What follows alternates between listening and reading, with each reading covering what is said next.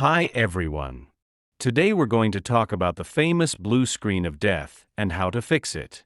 Nothing is more frustrating than your PC crashing with a blue screen while working. We'll show simple steps you can do at home to reduce blue screen error. Have you ever seen your computer suddenly turn blue with a sad face and restart? That's called a blue screen error, also known as the blue screen of death or BSOD. In short, a blue screen error is your computer's way of saying something went seriously wrong, and it needs to reset to protect itself. It happens when Windows faces a critical problem it cannot recover from.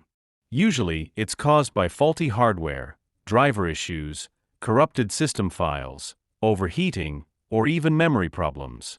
Let's quickly go through short step-by-step fixes you can do before a blue screen appears.